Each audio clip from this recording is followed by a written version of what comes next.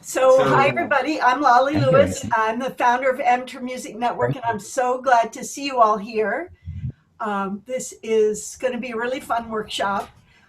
We will be mostly staying muted, although we do have time for people to play a little bit and get little mini coaching. So I really encourage you to think about doing that, and we'll sort of be um, asking for hands for volunteers throughout the workshop. Um, we'll be asking questions through the chat window. So if you do have questions, please do just chat them, and I'll read them and pass them along to Eric, or we'll have a little time at the end for some Q&A and conversation.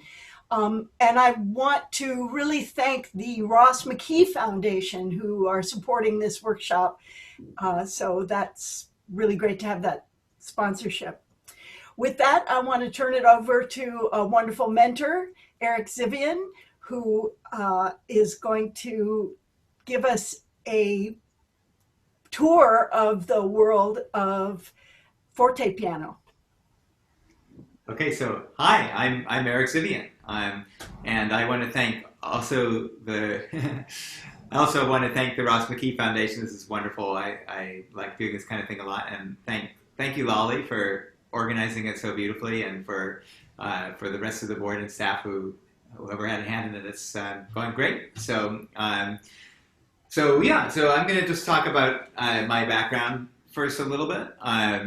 So I started playing modern piano, of course, as most people do, when I was about 4 years old, and I studied with some teachers when I was young in Toronto, where I grew up in Canada. And then when I did some undergraduate and graduate work on the East Coast at places you might have heard of, like Curtis and Juilliard and Yale School of Music. I had composition there. So I started composing music when I was I look back on it. I don't know exactly what I was doing back then. It's sort of strange music that I wrote when I was about 6 years old. But I did start writing pretty early, writing music too. I haven't written a lot of music in the last 8 years or so, but I did write quite a bit of music for a while. I was a pretty serious composer, so that's part of my background as well. And so I didn't get into forte piano until much later. I was always, unlike some composers, I was always really interested in older music too. Like I always loved like Beethoven sonatas and played a lot of classical and romantic music, as well as getting into writing my own more contemporary music and playing quite a bit of contemporary music for a while. The two worlds of contemporary music and period instrument performance are not as far apart as you might imagine, because I think that there's something about the two. A lot of people end up doing a little bit of both, I think one reason is because the music on period instruments sounds kind of fresher because the instruments are what was available then, and they don't. It seems it's almost a little bit more difficult some of the instruments to manage, so the music comes across as more cutting edge, I think. And so there's something similar about playing contemporary music and playing older music as if it's contemporary, and that's the way I really like to. I mean, I think at the beginning of the early music movement, there were some people who really were into this is how it really was, or something like that. But I think nobody really believes that anymore. That nobody can tell really. We're all kind of postmodern now. Nobody can really tell whether it really sounded like this, but certainly there's something about playing on the instruments that were there that are closer to what was there, that is going to bring forth some things that are maybe a bit closer, and you feel like you have a closer identification with what the composer was actually going through. And then just to complete my history, well, how did I start playing forte piano? I was always a bit interested in it, and I also was frustrated with the modern piano, particularly like playing Beethoven and classical and early romantic music. I felt like the modern piano wasn't articulate enough, and if I tried to make it more articulate, sometimes it would just be too loud. And I always wondered, I wonder if forte piano would be a good thing for me to do. I might never have done it, but I met Tanya Tompkins, who I live with here. And she's a cellist and Baroque cellist and also plays modern cello. And she studied with Honor Belsma in Holland. Who's a famous early... he played both modern and period cello, but a lot of period cello, Beethoven sonatas and Bach suites and things. And so I met her, and she had a lot of connections to the early music world and knew about where forte pianos were. And so I started doing it, and right away I knew that I really did love playing the forte piano. I'm far from a self-taught pianist, but I'm a bit of a self-taught forte pianist. I haven't really done a lot of coaching, and I've gotten to know the instrument by just playing it as if it were like starting out as if it were a regular piano. Oh, it's a bit different. And I can talk a little bit, I will talk a bit in a minute about what's different about it. And then just getting used to it, and now I feel like I can go back and forth between a modern piano and a forte piano. I have two different, I'll talk about my instruments in a minute, but I have two different instruments in the house, and I go back and forth between those two and the modern piano, and it feels like, oh yeah, these are all just different pianos, and I'm used to how they feel.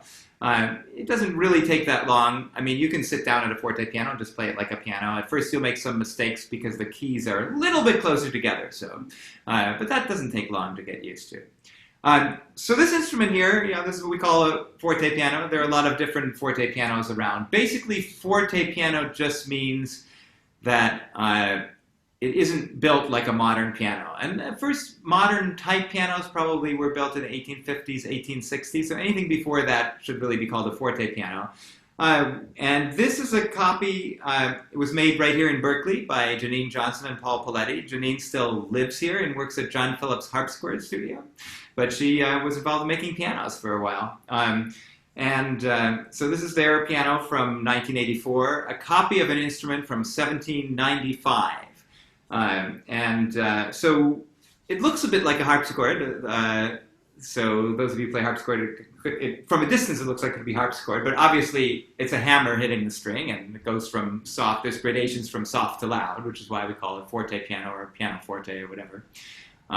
They didn't call it really, like in England, they didn't necessarily call it forte piano back then, but now it's our name for it to show that it's an older instrument. And so what are the big differences? I would try to take you on a tour of it with a computer, but I'm so bad at visual things it would be silly. So I'm not going to really try, but I'll just describe I will describe what's different about a forte piano in general, and this one in particular. So there's no metal frame. It's an all wooden frame. So that means that the strings are not wound so tightly as in a modern piano. They didn't really think of any kind of metal frame until much later to make the instruments louder. And it was all, the development of the piano was all part of the Industrial Revolution, but harpsichords and pianos were always like pretty technologically up to date, but they just kept getting more so. The instrument has a different, well, I'll play a couple chords on it. You can see at the top register it's kind of tinkly, and then the bottom register kind of deep and very resonant. It has a more string-like sound, I think, and also quite a bit more articulate, which is why I like playing it. One of the reasons, because I missed that kind of articulation sound on the modern piano. So that's a big difference. It means you have to tune the piano every day or twice a day if you want it to stay in tune. It also gives it this special sound. Each note doesn't last nearly as long, and so it's generally quieter. It blends much better with violins and cellos and things like that, especially if they've got strings on. The other thing is that you can see this instrument is pretty long, even though the range of it is only a little over 5 octaves. But the strings go all the way down. They don't cross like on a modern piano. And that actually makes a surprisingly big difference to the sound, because what that means is that the sounds of the bass sound and the treble sound don't really cross in the same way. They're really very independent sounds, and that really helps to bring the counterpoint out in the different registers and the different colors of the instrument. I find that in playing forte piano, there's a lot of work you don't have to do. It's still hard, and playing any instrument is hard, but there's a lot of work that you don't really have to do. because the instrument has a sound by itself, more like a cello or something. So you don't have to necessarily do all the work creating the sound just by relationship between the notes, but it actually has this amazing sound. And part of that is that straight stringing.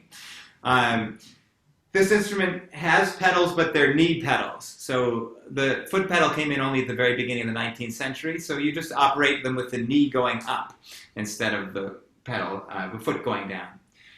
In the other room, the piano from 1841, which has the big foot pedals, but it still is a Viennese instrument as well. So it's actually an original instrument, and so it still has no metal frame. And it still has the straight string. It has the foot pedals. So there are a lot of, you could call it, like there's forte piano started developing way earlier than this instrument would have been made, and then it develops all the way to 1850s and beyond. So that's what a forte piano is, so that's sort of introduction. I think that hopefully a lot of you have had a chance to listen to the side-by-side comparisons of the sound, like of the Waldstein Sonata and the different instruments, and that'll have given you an idea of how different it is, and what's the same about it, because there are some things that are certainly the same. So before we go on to talking about the excerpt that I gave you guys, are there any questions yet? No. Yes, there's a little. Let's see. I'm sorry, I haven't been muted. I'm glad I haven't been wrestling too much. So Sue Hammond asked, Toronto, that's where she's from, and the Royal Conservatory of Toronto. So she asked, who did you study with? I studied with Marina Geringas. Do you know who that is? Anyway, she was a wonderful teacher. She's actually, David Geringas is a pretty famous cellist in Europe. She is his sister-in-law, his brother. She was married to his brother. And she was from Latvia, and grew up in the Russian system, but she was a very sensitive musician and a wonderful teacher. And that was till I was 15, and then she pushed me to go away to school. So Sue says yes, she knows who she is. Oh, okay, great. And Sue, are you a pianist? Yes, she Am I is. unmuted now? Yes. Absolutely. I'm a pianist, and I'm also a CD producer. I don't know if you've heard of Beethoven Lives Upstairs in the Classical Kids series. I made that. Oh, great, wonderful, yeah. And who did you study with at the conservatory? Oh, I did not get a good teacher like you. I had Elsie Bennett. She was kind of that Mona Bates school that was pretty fingery, I would say, in retrospect. But no, you had a really good teacher. Good for you. Yeah. So they sent you away, did they? Yeah, she decided I should go away. Yeah. But then I studied at London at the Royal College of Music, and I took organ, harpsichord, piano, and clavichord. That's great. Wonderful. Yeah. Yeah. Yeah. So there's also Hannah Echo says hi, Eric. Oh, hi. Hannah. So I missed your you obviously sent out something that was an exemplar of the yes, I sent out, and I just posted it in the chat, the workshop page. I hope you all got the emails with all the links to the workshop page. It has the music. Okay, I just missed it. It's okay. Yeah, you can listen to it later, and I'll end up. I'm not going to start right away by playing the instrument, but I'll play some of these excerpts on this piano, so you'll get to hear it at least on this piano eventually. Here's a question, Eric, from Benjamin Gravely. He says, "What do you think about Daniel Barenboim's straight strung piano?" Right, yes, I did, and I almost mentioned it. I talked about it. I don't think it might not have gotten into the interview, but I talked about it when she called to interview me. But anyway, yes, so Daniel Barenboim has ordered some Steinways that are straight strung, which I think might be a good idea, but I confess I haven't heard it. but I know that he did that, and so that would have the modern piano sound in one respect, in that of course it has the all steel frame. You wouldn't have to tune it twice a day, and it would have certain of the characteristics of a modern piano, because it would still have that big sound, but the independence of the registers might be a little bit more, and I'm curious about that, but I just haven't gotten to, maybe there's probably something online about it that I could actually listen to it, but I haven't, so I don't know. But it sounds like a good idea. I'm just hoping that someone would be willing to give us start in on giving us a little music from this excerpt. Anybody else? I think Suzanne Kirk is prepared. Okay. Fantastic. Let's start with that. There, I couldn't speak. Are you there, Suzanne? Yes, now you're unmuted now. Hi, Suzanne. Hi, Eric. Hi. So I can play this. Do you want me to just play the whole? Let me just see in my music where this goes. I gave you two excerpts, but did you study the whole thing? Yes, I've played the whole thing. Oh, that's wonderful. I just don't know where to stop. Oh, it's just the first. Well, why don't you just play let's start with the first 8 bars. Sure. In case people want to see my fingers.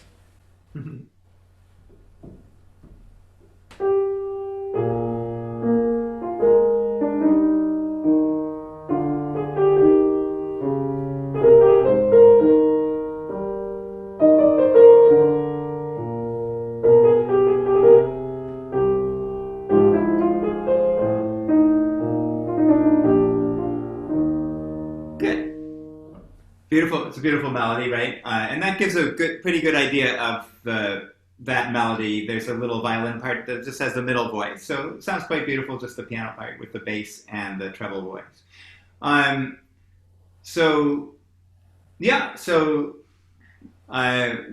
thing that let's talk about a couple things. Let's talk about the tempo. What do you think about the tempo of this piece? If you're asking me, I was playing a little bit slow. Oh yeah, I think maybe a little bit. It's really hard to get the tempo of this piece, and it's tempting to play it slow because it's such a beautiful line. But I think, and he does say molto moderato e grazioso, so it's a lot slower, I think, than his typical type of minuet. But still, maybe it should have a little bit of that minuet type swing. Do you want to just try it once like that? Yeah.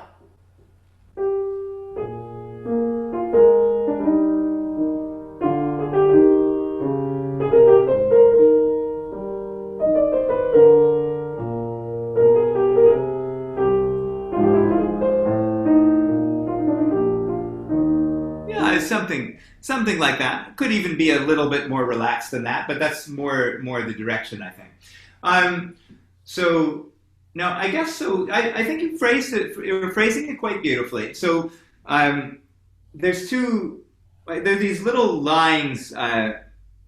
Everybody knows these little lines called slurs. These curved lines, and there's two ways you can think about those.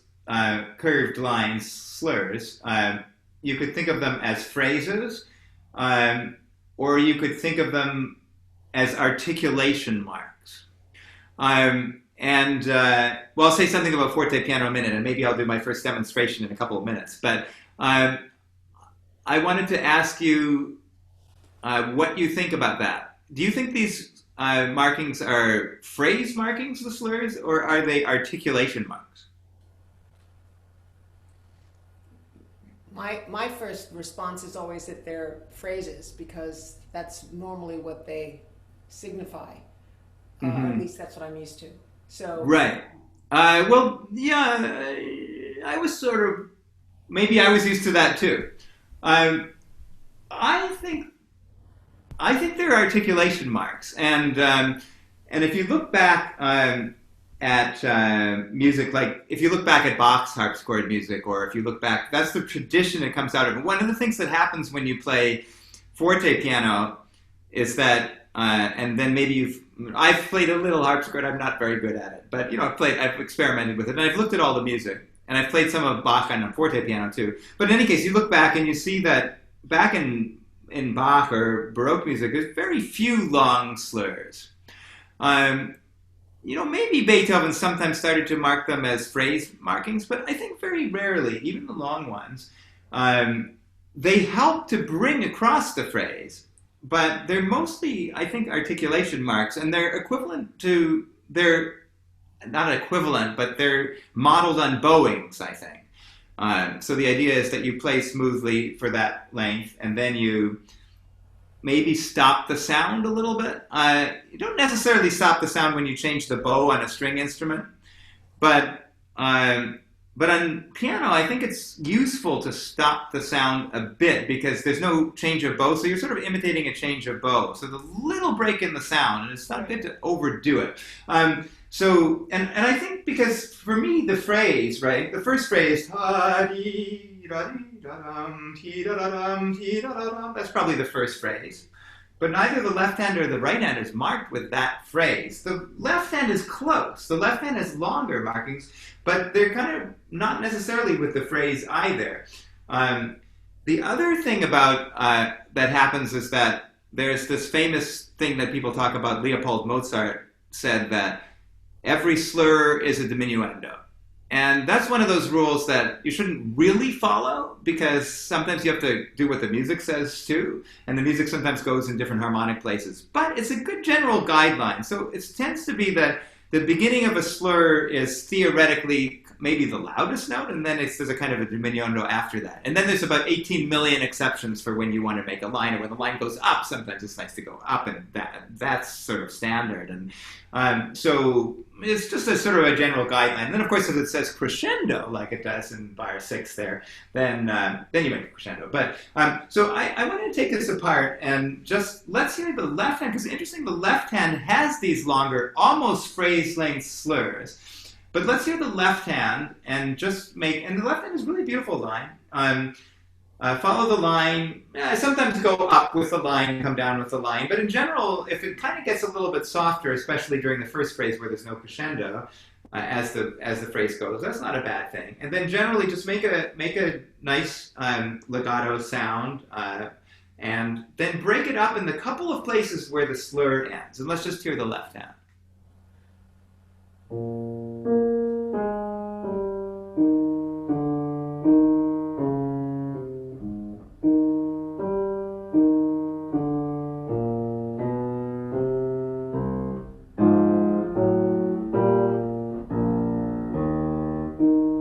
And then the last 3 notes, you did the last 2, that's good, but even the last 3 could be om, om, om.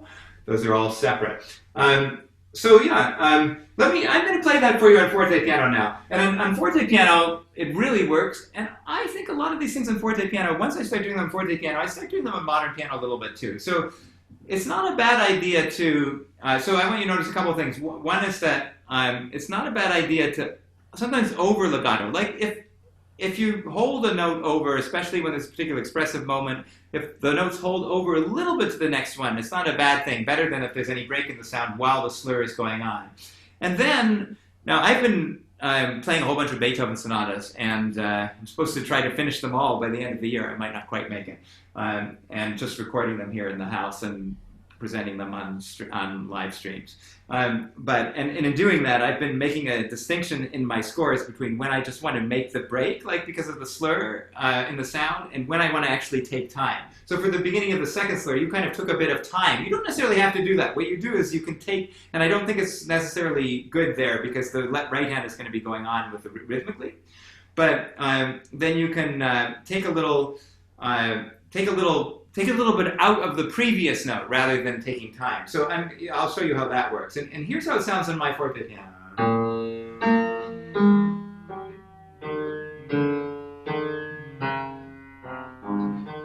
So doesn't have to be huge. It's just a small thing like a change of a bow.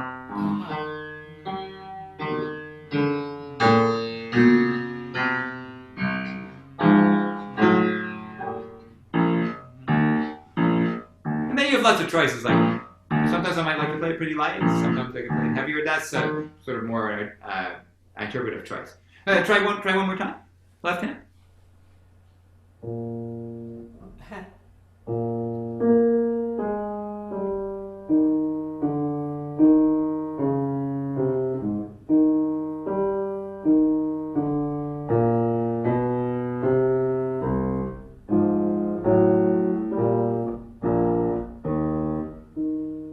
Okay, good. And now, in the right hand, so it's typical. I mean, when I was growing up and studying at the conservatory or whatever, I probably would have played the whole right hand totally legato as well, like this, like I heard it from you.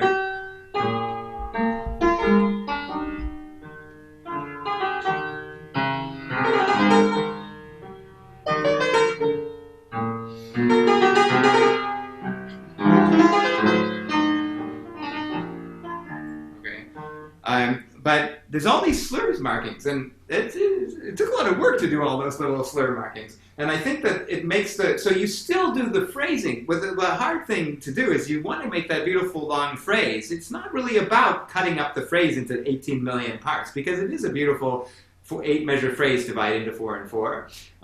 You still want that to come out, but you want to make these articulations. And see how it's more interesting. I'm going to play both hands at once, but I'll have you just play the right hand in a minute. But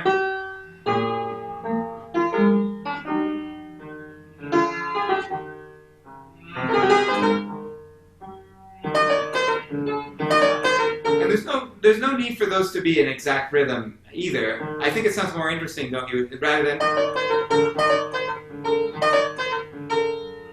No, sorry.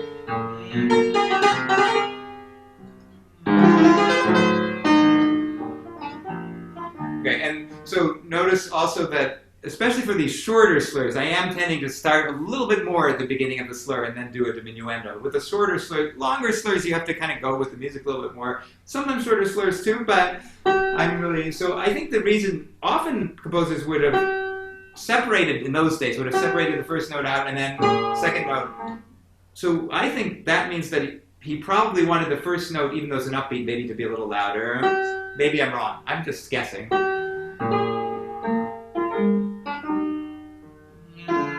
So again, a little diminuendo, and again, and then a little two notes. So and then nice dissonance.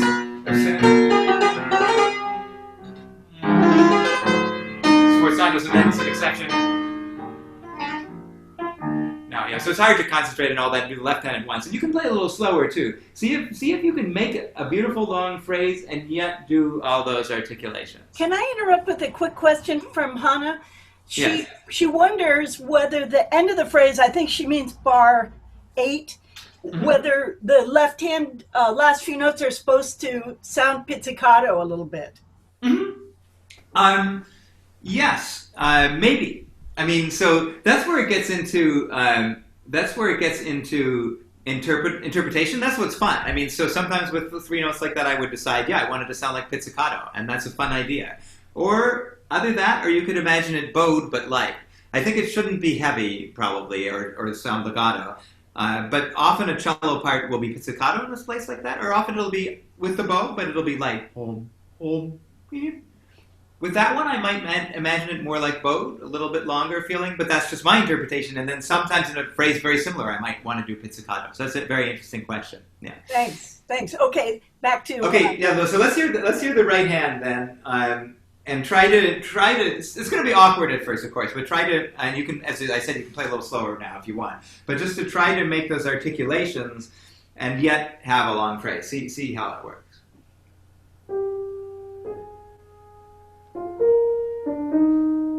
Oh, so we want a little break.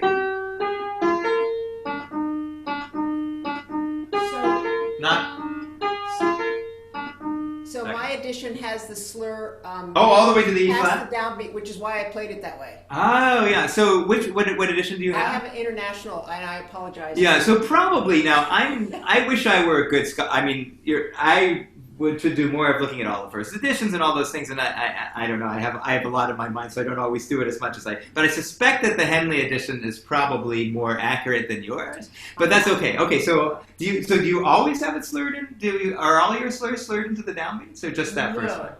Right. So okay, good. So that's okay. So I won't worry you about that then. But yeah. The only it's on the last to measure 8. I do have a slur across the bar line. Okay, yeah, no, I don't have that one either. Okay, I won't interrupt you. Let's hear it all then. That's fine. I'll take them out. Yeah.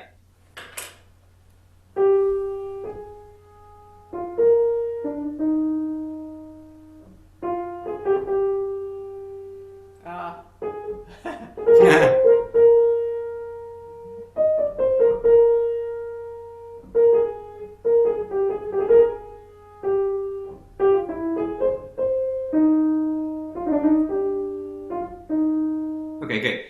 Good. So now, once more, maybe a little faster. Don't sort of try to kind of do it by feel. Yeah, try to bring, but make sure now try to bring the phrase back. So we want to hear the whole phrase just as beautifully as it was the first time you played it.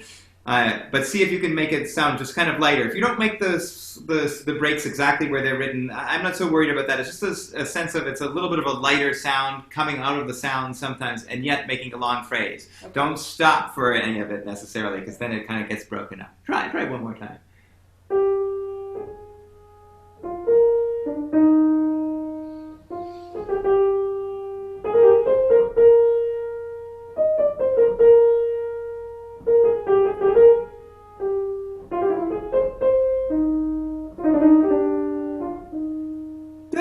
It's getting there. Good. You want to try now. Play both hands together and see if you can notice the contrast. Let the left hand kind of urge you on because it has kind of the longer line in it.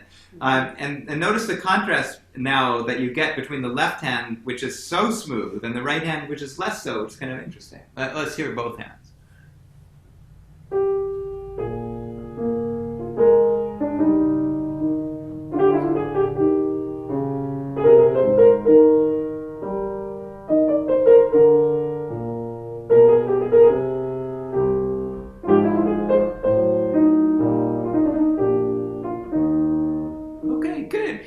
So that's wonderful. I mean, I think that it's still difficult, but I think we can already begin to hear something. Like we still have some of the original beautiful line that you were making, and yet it's more interesting. Like the surface of it is more interesting, and that's what really comes out on these old instruments and on modern piano. But it's easier to get used to it on these older pianos. That is these little surfaces. The surface can be very interesting, and yet there's still this long line. And I would just advise you all when you're practicing this, just practice it like it's something very technically difficult. Take it slow and see if you can get everything. Like when you play it slow, maybe both hands separately and then hands together. But when you play it really slow, you can really try to get that feeling of continuity. And if you can do it slow, then you'll really be able to do it fast. The continuity and the articulation. So I would practice this passage, even though I've been playing for so many years. I would practice it slow and just try to get all the articulations, and yet the continuity. And then the advantage of having the bass and the treble sound so different from each other is that yeah, you can really shape the two lines, like try to do something different in the left hand and the right hand, or sometimes they join together and do the same thing. Let's see. I'm trying to figure out how to organize our time. Because there's another excerpt that we could talk about, but that's a little bit more. And I could have, if you're the only performer, I could have you play it. But I was wondering how our time is. If anybody else wants to try this excerpt, or how I'm just trying to gather information here. Yeah, I'd be glad to give over to somebody else. No problem. I mean, it depends if somebody. I would love to hear somebody else, but is there anybody? Sue is asking which excerpt, and it's in the same movement, Sue. But let me just tell you which bar. It starts at. But if she wanted to try like once playing the same excerpt, since we've just been talking about it for so long, she could do this first one, and then we could go to the second one and talk about it a bit. I'm just trying to find the. Okay. I have to find the bar number for you. But meanwhile, Sue, do you want to play the beginning? It's a lovely idea, but I'm not actually at my piano. I didn't know that was how you're going to run the workshop, so I'm not. Okay. Another time. I'd like to.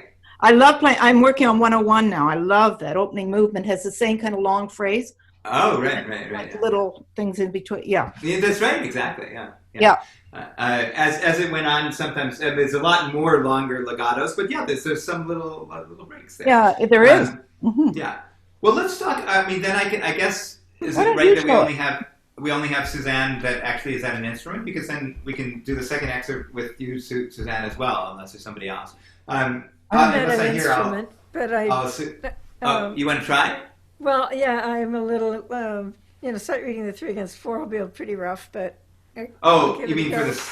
For the second excerpt. Why don't Right, you, right. since You we've wanna been do talking it about it, why don't you try the beginning, then we'll talk about the Okay. second excerpt. Why don't you try the beginning of the piece if you like.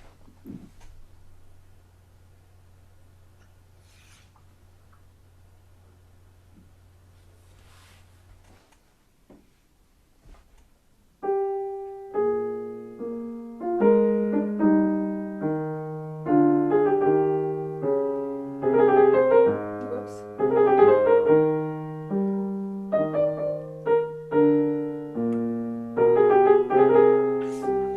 Sorry.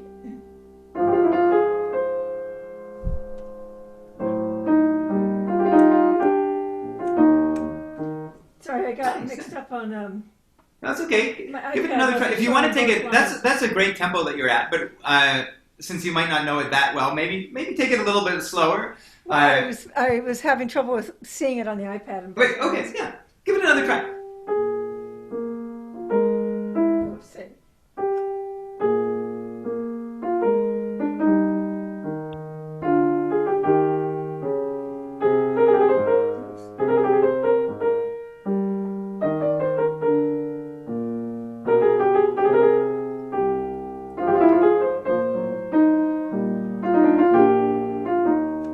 Okay, good. So that's great. So that sounds really nice. And I think you're already thinking about some of the things we talked about. So that's great. I want to talk about something else, and it may be in on Zoom it's really hard to tell. So Yeah. who knows? It may be just your sound and the sound and the other screen and whatever. But at least to my ears, coming across my computer, I'm hearing more in your version that the right hand is really dominating, and that's another thing that we learned in fortepiano. Is like if you hear, I'm playing pretty loud down here. That's how loud it is. Up here, I'm playing pretty loud, but it's not as loud. And so one learns that actually those instruments were weighted more toward the bottom, and especially when you have a legato line like this. So let me play it. I'll play it top heavy, and then the things that are high, the attention tends to be called to them of the listener. So you're going to hear that anyway. But if you play it like maybe twice as loud as the bass, that's kind of all you hear. But then he's calling attention to that left hand, partly by making it so smooth and also by the shape of it so beautiful. So maybe you played a little bit closer to the same dynamic. Still, all the curlicues in the top will call attention to it still as the melody, but see how it feels to play a little deeper in the left hand and let the right hand float on top of it.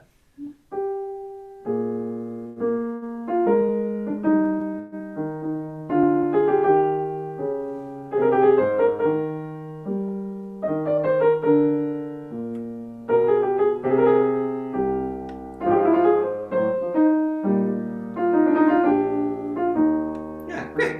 Yeah, so that's the idea. That's much better. Could you I lost track of it a little bit along the way. Yeah, With the turns, I lost track of the bass.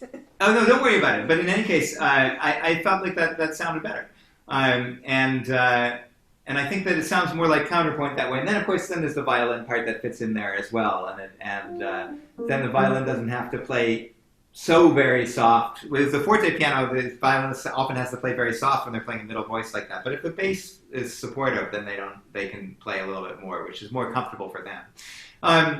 Yeah, so good. Let's just talk about, and I'm not sure. We'll see if I'll get somebody to play, because I know it's a little bit more complicated of an excerpt, the other excerpt that I had. And it wasn't because it was 3 against 4. I wasn't really thinking about that so much. But I wanted to talk about how do you, and this is something that doesn't have that much to do with the instrument, really, but how do you figure out how to interpret a piece, and what is it all about? And I have an opinion about it, which might not even be correct. It's just a fun idea that I have about that second passage. So looking at that second passage, and I don't know if anybody has access to it, but it's at bar 66. right, 66. If you And have it might it be written. interesting. Right, it might be interesting to look, because I did ask everybody to look at the whole piece. It might be interesting to look 8 bars earlier than that, if any of you have the whole score, then just to see what's going on. Like, so how do you figure out what's going on in a piece? So let's take a look the reason I didn't assign bar 59 just because I didn't want anybody to practice it. But let's take a look at bar 59. And does anybody? How does that music look? It's sort of interesting looking on the page, right? The violin has the melody, and what's going on in the piano part? Anybody Those have a triplets. sense of? Okay, triplets in the right hand with the eighth note rest, eighth note And they're triplet kind of rest. chunky, right? Wait, what's happening? What's happening in the left hand? What I see is I see a lot of sforzandos. Yep.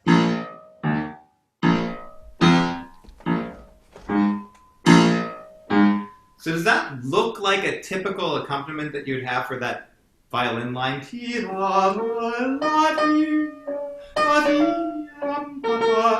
Very elegant melody. Does that look like what you would expect, that left hand accompaniment? Well, certainly not on the No. second beat. Okay, so it's a kind of a joke, right? So the violinist is playing this gentle melody. In the meantime, the pianist is kind of frolicking along, and the accents are all on the second beat. Very strange. And so it's an odd thing that's going on. Now take a look at the passage that I assigned. I think because we're getting short on time, we want to have time for questions and everything. I don't know. Well, maybe I'll have you try play it. But let's take a look at it first at bar 67. How does that bar 67 relate to the passage we were just looking at 59? You don't have bar numbers. Oh, okay. So Well, we were just talking. Right, the passage that I assigned was starting at bar 67, where there's a piano melody now. How does that relate? What's similar and different about this bar? Still triplet eighth notes. Right. So there's still triplets in the left hand. The violinist is now playing chords as an accompaniment, and then who has a melody? You have the melody, right, in the right hand.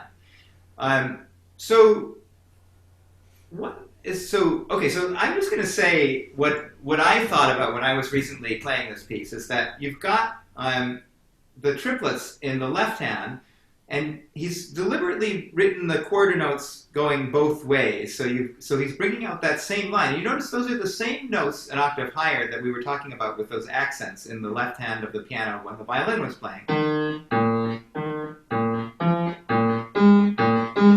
But I tried it a lot of different ways. And if you just play it all legato, to me it's okay, but I feel like after that other thing happened, I feel like it's interesting to bring out something like what the left hand was doing under the violin. So I even tried to do the accents. Beethoven didn't write them, but I just felt like it was fun to try them.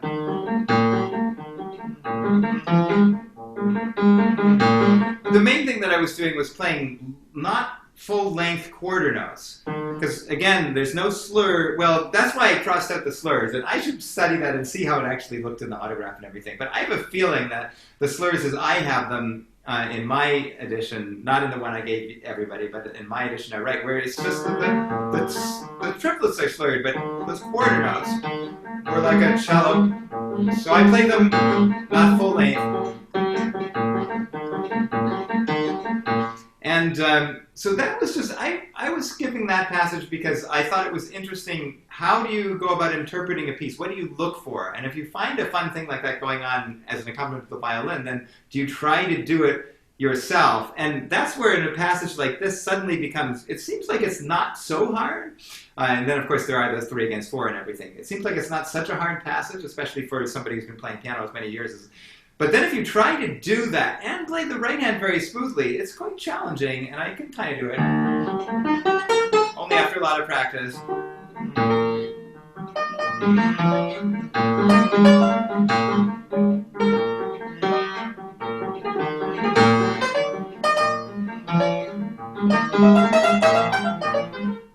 So it's like having a split personality. I always feel like it's good to have a little bit of split personality between the left and right hands a lot of the times, but this is a more extreme version.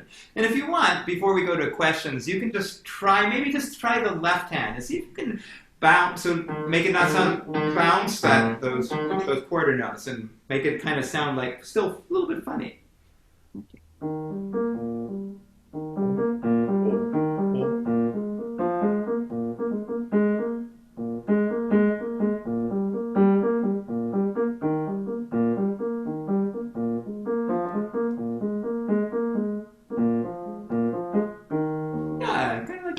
And then you could try, if you want, just to challenge yourself, play a little slower if you want, but try to play both hands together and try to play the right hand. And if you get stuck at the 3 against 4, don't worry about it. But just play the beginning of the phrase and see if you can play the right hand just so smooth and beautiful, and then sort of silly in the left hand of it.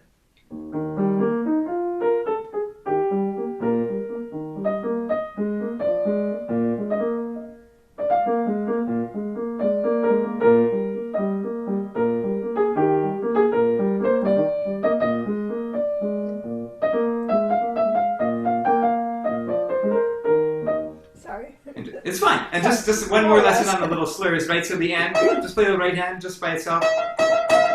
Very. Now the right hand gets light too.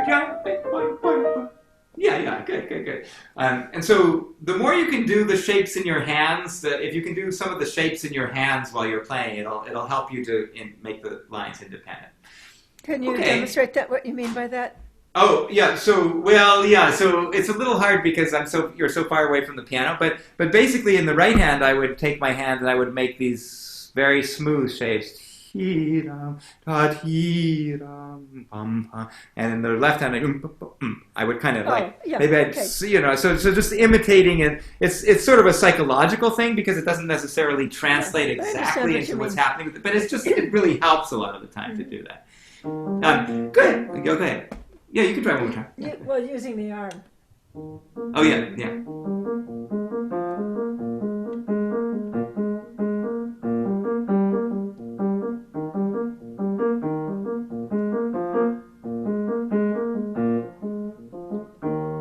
Good. Great. Okay, well, unless there's, I guess it's getting close to 3, and we can go past. I'm happy to go a little past with questions and stuff, but we're getting close to maybe question and answer time. If somebody really wants to try one of the excerpts, I'd really be happy to hear it. But otherwise, we can go on to questions. Benjamin, did you want to try something? I could, but I don't feel a need to. Okay.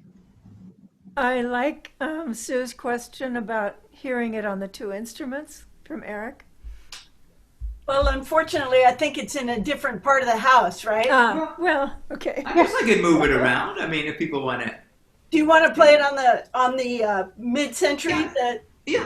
I can play it in my modern Steinway. Oh, okay, good. Yeah, I think the other one's all covered up, and I think it's a better comparison anyway. So, do I remember the music? Yeah, I think I remember the music well enough. Okay, so here we go. You can hear me, right? Oh, yes. Yeah. Yes, Okay. definitely. Okay, so here. So, yeah, out of this instrument, if you play it just naturally,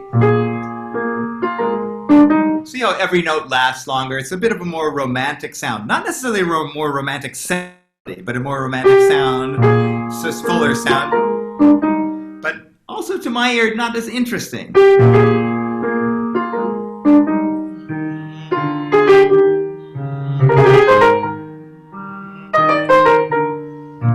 That's how it naturally comes out of the instrument. After you've played fortepiano for a little while, you don't really want to play it like that on modern piano either. So here's me trying to get the best of both, or whatever, to get the best of the fortepiano world into the modern piano world. I'm going to exaggerate those kind of sounds.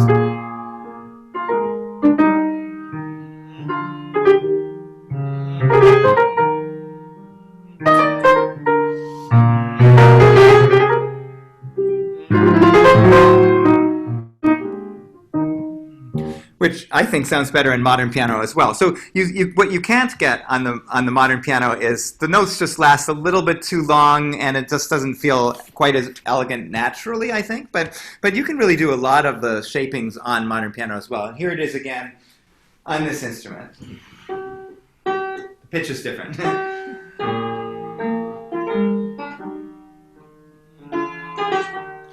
I think what happens on this instrument is that you can't make that creamy legato sound. You're going to have to do the legato a little bit more with articulation and phrasing together, and it has a more elegant, less sort of full sound.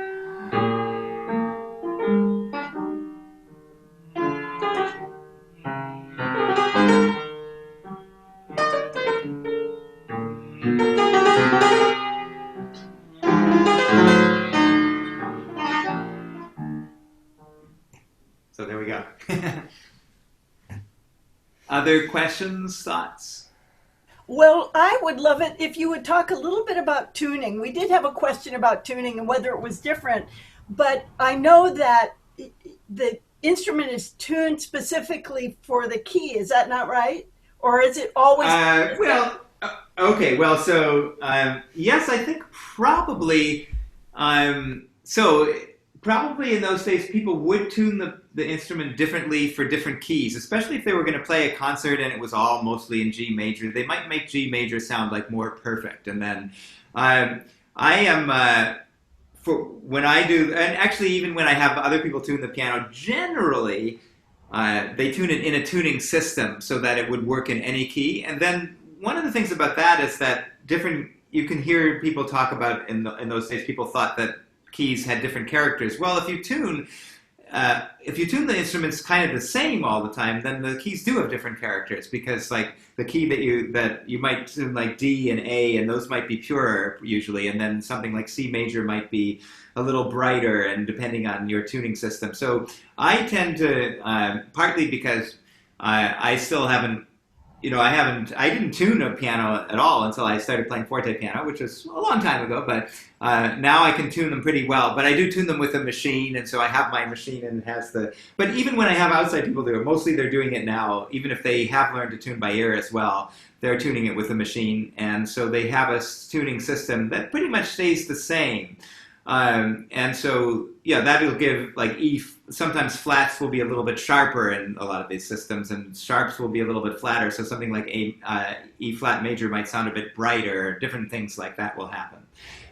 So it's not in absolute equal temperament. And most of you probably know by now that the well-tempered keyboard by Bach wasn't meant to be equal tempered. It was just meant to be something that could work for all keys. And that's generally how we tune our instruments these days, something that'll work in all the different keys, but the different keys sound a bit different from each other. Thanks. Mm-hmm. Any other questions? Oh, here's one. What do you think about the relationship between the theme of the second excerpt and the opening of Opus 110? I hadn't thought about it before. And the funny thing is, I just played Opus 110 last Wednesday here from the house, and I think it's interesting. Yeah, sounds very similar. I didn't notice that, but that's interesting. Maybe he remembered it on purpose, or maybe he remembered it kind of by accident in his head. It was just sort of something that stuck with him, and then he reused it. Yes, because this, even though it's one of the last sonatas, it's not. It's much earlier. Yeah, this is much earlier, right? Yeah, so it wasn't like he went and did it right away, but he could have been conscious of it. My guess would be that he wasn't, and it's just like it was sort of floating around in his brain and then he used it. It sounds very different in Opus 110. It's much more romantic, a little less elegant, but the tempo's about the same. So it's a lot about the texture of it and the feeling of the whole piece that makes it sound different, I think. Here's another one from Hannah. What's the craziest amount of times you've tuned your forte piano in a day or for an event? And is it more difficult to tune the forte piano or harpsichord? I think it's a bit more difficult to tune the forte piano than the harpsichord. I don't have a lot of experience tuning harpsichords, because back in the days when I was even playing harpsichords, I didn't really know how to tune anything very well. So, but I think that the harpsichord, the piano has a tendency, like you kind of have to sometimes hit the notes a little harder and make them stick. Whereas I think the harpsichord, you just kind of turn the key. The forte piano is sort of in between the harpsichord and the modern piano. I've tried to tune the modern piano. That's really hard for me because I think it's a specialized technique to get it to really stay. So I think the forte piano is a bit easier to tune than the modern piano, but a little harder than the harpsichord. And how many times have I tuned the piano in one day for a concert? Well, certainly several times. It depends on changes of weather. Like one thing that'll happen is if you think the weather's going to be about the same in one day to another, it's better to tune the piano a couple of days before at the same time of day, because the humidity tends to be similar to what it's going to be at that time of day. Otherwise, I was just telling somebody a story yesterday about how I went and played this instrument and I took it outside, which was a crazy idea. I should never have done it. And when I got there, it was like 80 degrees, and I was tuning, and one section of the piano was going down, one section of the piano was going up, and then by the time I was supposed to actually perform, it was 60 degrees instead, and then the instrument went exactly in the opposite direction, and I didn't almost have any time, and people were talking and everything, so I was just desperately trying to move the instrument the opposite direction of how I had just tuned it. So this is the kind of thing that can happen. But tuning in intermission, of course. Oh yeah, I mean, so I still, well, actually now with the pandemic, I've been tuning my instrument a lot more, my own instrument, but for concerts, and I just recently, because I had a slight injury of my hands, I've been getting a professional to come even for my presentations again, just because it's a little hard on my hands. But before this year, generally for important concerts, I would have a professional tuner tune it. And then usually they would touch it up also at intermission. But yeah, when it's me, then even between pieces, if something goes out, like sometimes I'll just hear. And we've done a couple of recordings here. I usually tune, especially if someone else is playing, I'm definitely tuning for these little recordings that we do. So as a recording session, then you listen outside and you notice one or two notes and you just have to retune those because somebody's played them pretty loud and they've gone out, or just so. Yeah, it's always a process. We have a couple more questions, and one of them is for you to talk a little bit about pedaling in those sonata excerpts. Well, okay, yeah. So pedaling is something that I've thought about a lot, and I've thought about it a lot in modern piano as well. But partly I've thought about it in modern piano so much, even for later music. Because I played the fortepiano, which is that when the pedals started, and let's not worry about the various different kinds of soft pedals, but just talking about the damper pedal. The knee pedal is a little bit more crude. Like, yeah, you can kind of do a little bit of a half pedal on it, but it's not so as sensitive as the foot pedal. And so there's a sense in which, like in the Moonlight Sonata, the first movement, Beethoven asked for the pedal to be, and in that case it would have been a knee pedal, I think, to be kind of with your knee up maybe all the way through the movement or very few changes. And he'll mark these pedal markings. Like in the Waldstein Sonata, there's a long marking of a pedal. And on this instrument, go back and listen to those excerpts if you can find them, because you can hear how it works really well on the fortepiano, holding the pedal down through many bars, because each note doesn't last as long. It doesn't get as muddy as on the modern piano. But basically, it seems more like the pedal is a special effect. And also I use it to make the note, if I want something louder, sometimes, especially if I can put a space before the note or the chord, I'll start the pedal before the note, which is kind of not what you learn when you're growing up playing piano. But then you engage the pedal first, and then you play the note or the chord, and it makes the chord resonate. So all the dampers are up when you play with the pedal. And all the dampers are down when you play without the pedal. So pedaling just to connect things is sometimes necessary, but probably best to avoid a lot of the time, because it creates a different sound. So what you want to do is use the pedal to create more resonance, more depth to the sound, louder maybe, but and then to lay off the pedal when you want a more delicate sound, more articulate. And so that's how, and then I start thinking about the pedal on the modern piano, and I still try to use it as much as possible, like to remember that it changes the color of the instrument. Still true, totally true on modern piano. And so am I using the pedal just because it's too hard to play without? And if possible, to make my legato and do all those things with the hands and do the special effect with the foot. It's an ideal. It's not totally possible. Sometimes you need to cheat with the pedal for sure. But the idea of trying the ideal of the pedal as an effect, as a different sound rather than as a tool for legato. Yeah. That's great. Okay, we have another one, and Sue wants to just go ahead and ask you. Go ahead and do that. Let's see.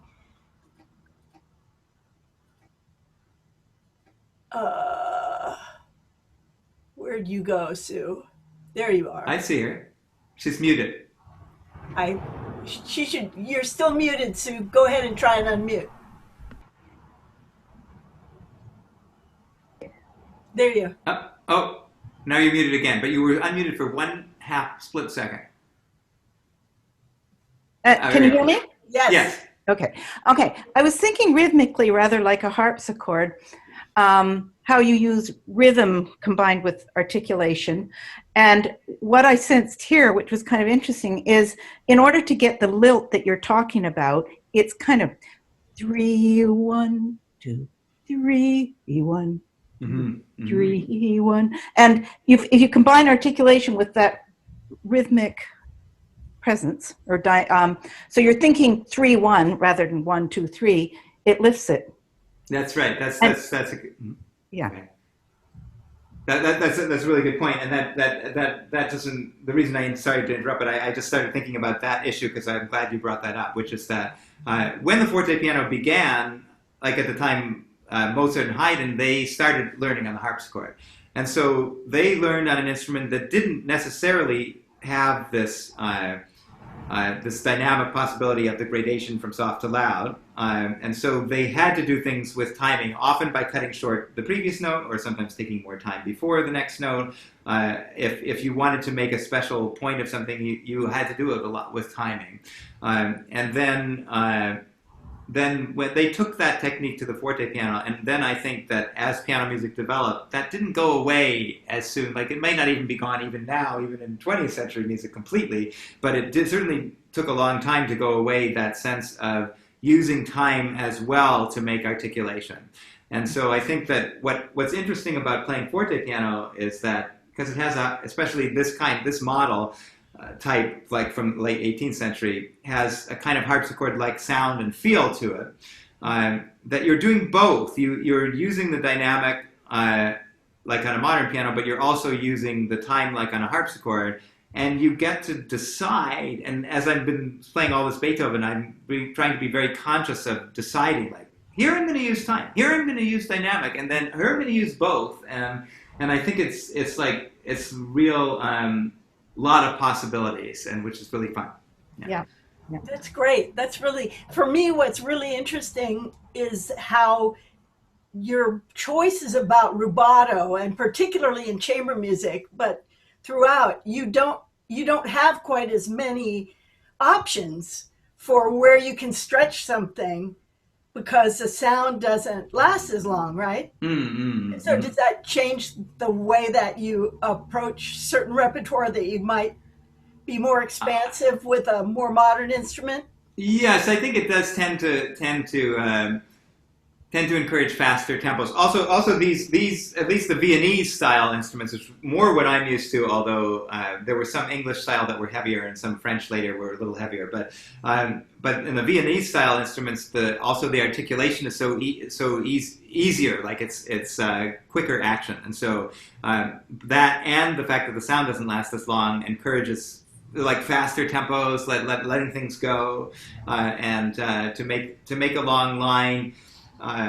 You don't do it necessarily by stretching so much as by just thinking across large passages, and so if you want, and I think all of this also can work very well on modern piano a lot of the time too. But if you want to have a slow feeling, you don't necessarily play super literally slow, but you feel slow in like you feel all by the bar, by the very slow beat or something like that, and then it feels slow because you're feeling it in your body very slowly, but it might be moving along a little faster than you might think. Great, thank you. And I have one more question. Okay. Have you always played classical? Joyce, do you mean classical music as a genre, or classical period?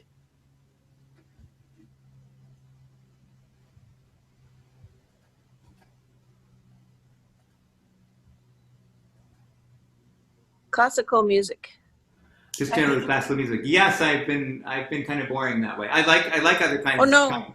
Oh, you mean classical, or what's that? Not boring. Yeah. No. I mean, I'm very interested in other types of music too. I mean, and I I've tried my hand a little bit at improvising in classical style, but I would love to, learn to do jazz and things like that. When I've written some music, I've sometimes been inspired by some of those other types of music a little bit. But this is what I've always played. Yeah, I've always played, but I've played all the whole range, all the way from Baroque music every now and then on harpsichord, but usually on piano, and then all the way up till the latest music that's just been written. Like yesterday, I went to record for the Left Coast Chamber Ensemble that I play in, and I played a piece that was written just in the last little while. And so I played a lot of contemporary, what you would call, I guess, contemporary classical music, which also can have lots of different influences. But I usually play from scores. Yeah. Do you think that a person, I play standards, Yeah. And do you think somebody can go from standards to learning classical? Because my background is not classical at all. That's part of my question here. So do you read music though? Or, I mean, like Barely. from score? Yeah, Barely. okay. I learned. I think that's probably the challenge. I mean, I guess you could learn the music by ear, sort of by memory, but I think that I guess it would be, yeah. I mean, I guess that's the challenge of it. Is just learning to read the music, and then should be easier in some senses once you can do that, which is easy to say, but of course that's a difficult thing. But because really, basically, the harmonic patterns and things like that, some of the feeling of the music will be like in the standards, and also the if you know about, I don't know if you know anything about Baroque music, but a lot of the accompaniments are written with something called figured bass. And figured bass is just like charts and like what you would be reading from. Yeah, so that. Yeah. But it's a different system. So you'd have to learn. There's a slightly different way of thinking about it. Instead of thinking about chords, they thought about intervals above the bass making chords, and so that's all numbers. But so all these different kinds of music are super related, and I think that I guess my answer is there would be a devotion of time to it, but in principle, the feeling of it, there's very related. So it's not, yeah. So in a way, I don't want to over encourage you to think that it would be easy, but on the other hand, it's not like a different world. It's just a different way of thinking about the same world. Yeah. Okay. Well, I do appreciate that, because my upbringing is not, and my upbringing is telling my piano teacher, "Will you play this for me?" Oh, I was 5 years old, and so he'd play it for me, and then I'd play it, and it was anything, and I would play it. So that's where I'm coming from. And well, there's a lot of people. Yeah, a lot of people are really good like that, and that's why I said to begin with, I know a little more about you than I did 30 seconds ago. But that's why I said at the beginning. Yeah, well, in that case, let's listen to the music and imitate. I mean, you can listen to a recording, or you can listen to someone play it. Yeah, and then maybe you don't need to learn the music. You can keep doing what you did then. I mean, I come from it from a different perspective, I guess, because I'm a bit almost on the opposite end of the spectrum, and that's probably why I haven't done so much improvisation as I might have. Although I have a good ear, I think. But basically, I've always been interested in reading. I learned to read words when I was quite young, and then when I started on music, there was no Suzuki method really, or it was barely starting, so I wasn't doing that. I was learning to read from the music, and so I love looking at the music and thinking about it that way. But that's clearly just one way of thinking about it. And if you look back in music history, these guys were obviously doing so much improvisation and so much of reading from the figures and everything. There's so many different ways of looking at music, always have been. So, yeah. Well, and just to conclude, I certainly don't think classical is boring, as you said at the beginning. I think no. Well, I didn't. I'm sorry. I didn't mean to even begin to imply that it was boring. I mean, I just think it would be more interesting to have tried all these different kinds of music. That's what I mean. Yes, I would love to have tried all these different kinds of music, but no, classical music is not boring. No. It's beautiful. Thank you, Lolly. And your playing is beautiful, Eric. Yes. Thank you. Thank you. Beautiful comments in the chat. Good. Yeah, okay. So Thank you. I think that's all the questions, and really grateful for everyone joining us today. Anything else, Eric, that you want to say to the folks before we go? No, I mean, I guess I would just, I feel bad about even being seen and quoted as saying that classical music is boring. I just felt like I was just making a joke about myself. So, but no, I just want to say that classical music is really super interesting, and there's so many wonderful things about it. All the different repertoire, not just the classical that I've been playing a lot of recently, like Beethoven things, but all the way from early to contemporary music. And what's interesting about, I mean, hopefully this perspective on it is also an interesting perspective about it. And just keep, whatever you're doing, whether you're playing standards or whether you're playing classical music or whatever you're doing, just keep asking questions and keep thinking about how you could think about things a little differently. And that's how I've kept myself interested by what I'm doing all the time, is just by always asking myself lots of questions. And so I guess I'd leave you with that. Thank you. Thank you. That's really great. And it is sort of like how to be an amateur forever, right? Right, yeah, exactly. That's what I would like to aspire to. Yeah. Thanks, everybody, for joining us. And we'll see you next time.